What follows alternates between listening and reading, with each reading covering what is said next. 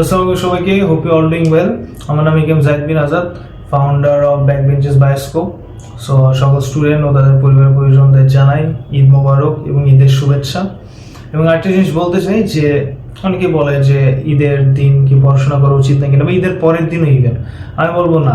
কারণ ইসলামিক দিক থেকে এটা খুবই একটি মহিমান্বিত দিন। দুইবারই আসে ঈদ, একবার হচ্ছে ঈদুল ফিতর, একবার ঈদুল আজহা।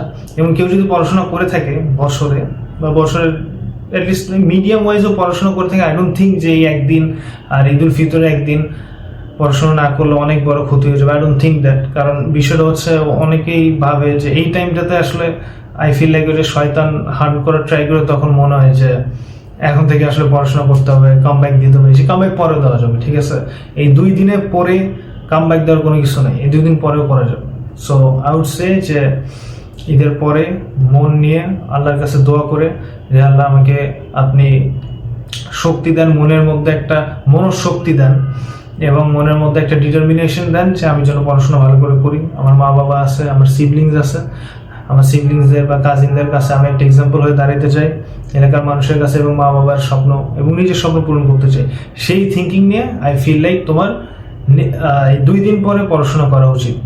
আর কালকে এবং পরশু দিন অবশ্যই, যেহেতু ইসলামিকভাবে অনেক গুরুত্বপূর্ণ একটি দিন এবং একটি আনন্দের দিন, পরিবারের সাথে টাইম স্পেন্ড করা, আপন পরিজনদের সাথে টাইম স্পেন্ড করার একটা দিন, এবং সকলে যেহেতু নামাজ পড়তে হবে, সো আই ফিল লাইক অবশ্যই এই দিনটা আমাদের সেইভাবে পালন করা উচিত। পড়াশোনা 2 দিন না করলে হবে। মেইনলি এটা হচ্ছে যেটা বললাম যে শয়তানের একটা প্ররোচন আই ফিল লাইক থাকে, যে আমার এটা ছিল যে এখন মানে সন্ধ্যা দিয়ে গেলে মনে হয় যে পড়ি AC, but thing is enjoy this 2 days এবং আল্লাহকে ধন্যবাদ জানাও সুন্দর 2টি দিন দেওয়ার জন্য। কালকে গুরুবার ঈদ এবং তারপরের দিন। যারা গ্রামের বাড়ি আসো তারা বাসায় ফিরে গিয়ে আল্লাহর নাম নিয়ে মনোযোগ সহকারে রাব্বি জিদনি ইলমা বলে পড়াশোনা শুরু করি। সো অ্যাগেন সবাইকে ঈদ মোবারক, ঈদের শুভেচ্ছা সবাইকে। সবাই ভালো থাকবেন, আমার জন্য দোয়া করবেন। আসসালামু আলাইকুম।